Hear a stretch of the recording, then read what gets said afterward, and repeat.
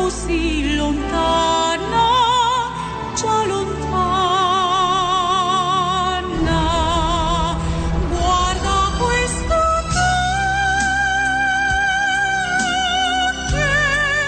che gira insieme a noi, anche quando è buio.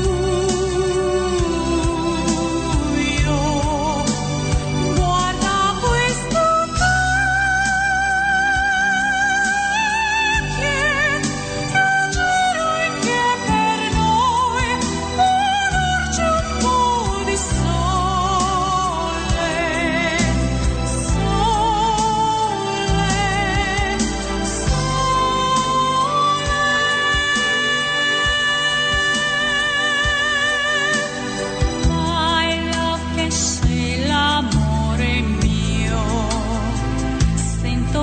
tua voce e ascolto il mare, sembra davvero il tuo respiro, l'amore che mi dai, questo amore che sta lì nascosto in mezzo alle sue onde, a tutte le sue onde.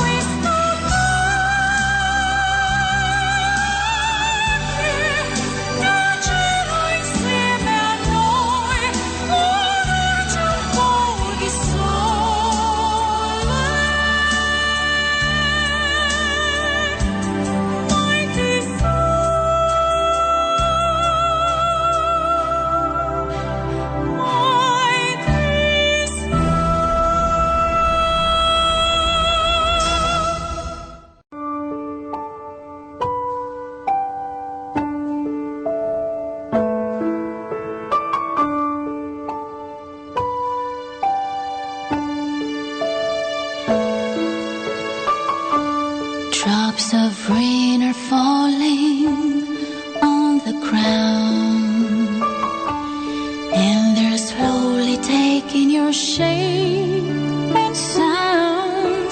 Everywhere I look around, every time I smile, your beauty is what I see, smiling back at me. You're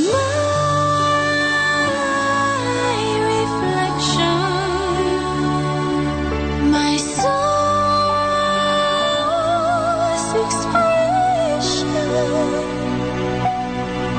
My love for you goes far beyond the sun. I know that you and I are one. Every time you smile out to the world, it feels divine. Love is right here in my hand. I wish I can share this power with all wandering souls, so they too feel as surreal as how you make me feel. You're my reflection, my soul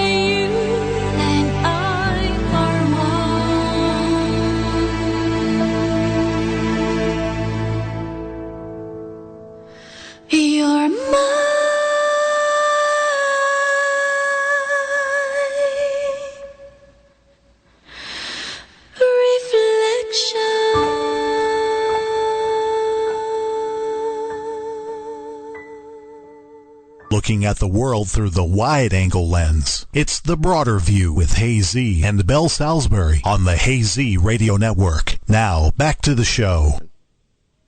Hi, welcome back to The Broad View, and our special guest, Corielle Kramer, joining us tonight. And we've been talking about animal communication and with the dilemma that Zita has had with her beloved dog, Sherlock.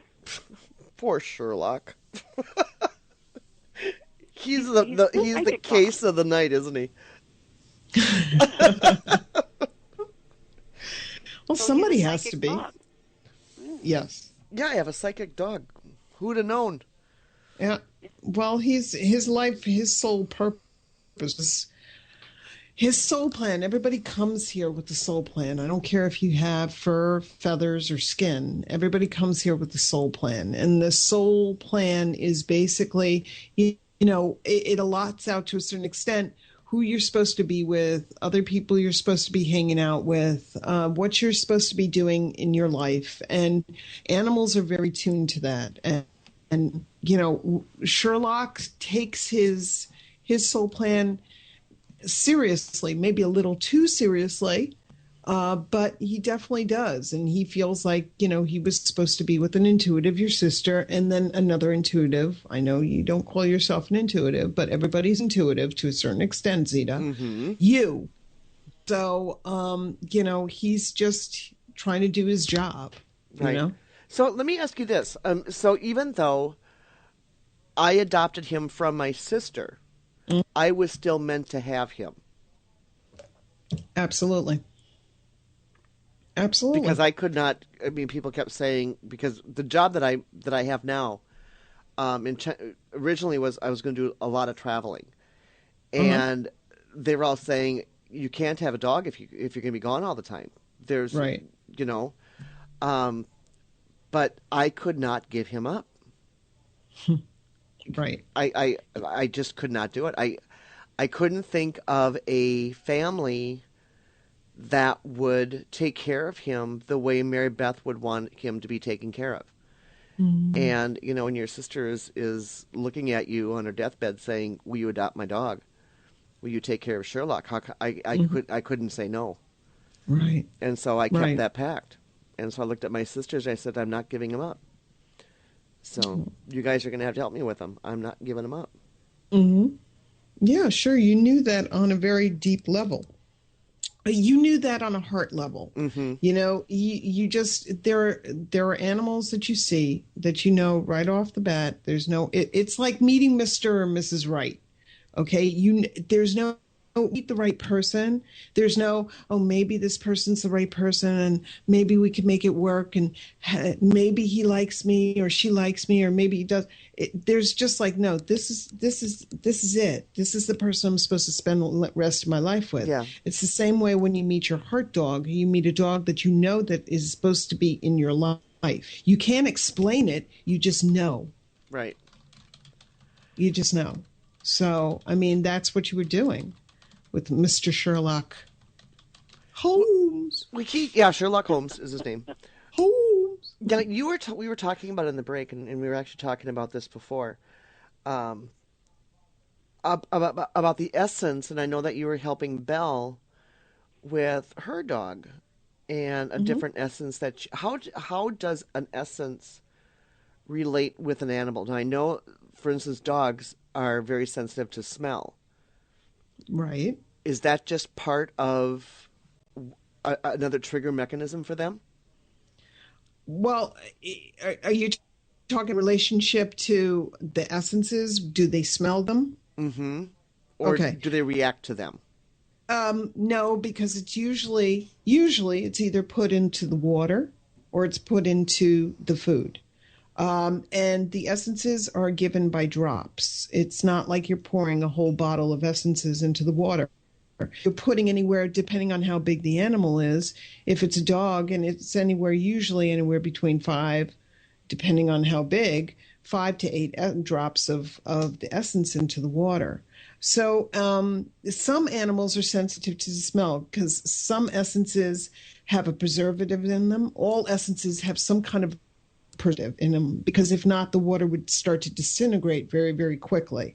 So what it is that some people use alcohol, some people use other different kinds of preservatives to preserve the essence. So sometimes the animals can be sensitive to the smells of them. And in that case, what you do is you kind of the essences, you kind of, if you're prescribed 5 drops and the dog isn't drinking the water or eating the food, then put down to maybe 2 or 3 drops, because it doesn't really matter. You don't have to put with essences, a little goes a long way. You don't have to put in a huge amount of essences into the water in order for them to reap the benefits. You can put in 1, maybe 2, and that's it. Okay. And that'll work just as effectively as more. Okay. Interesting. Yeah. We actually have a caller for you. Oh, great. Kimberly, welcome to the show.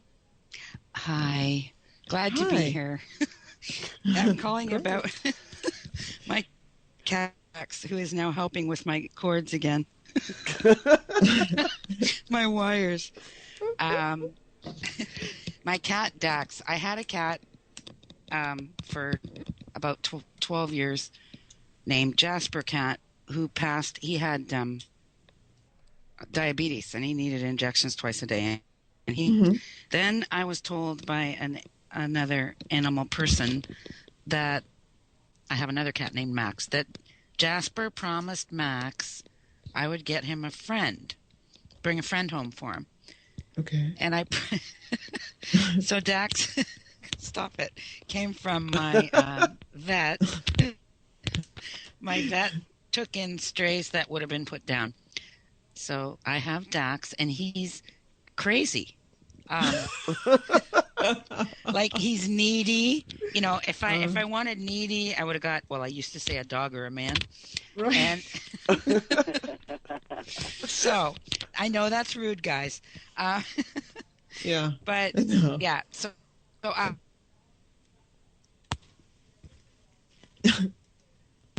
sorry, he did it. That's Dax. I think he's teaching me unconditional love, but so far I'm not catching on.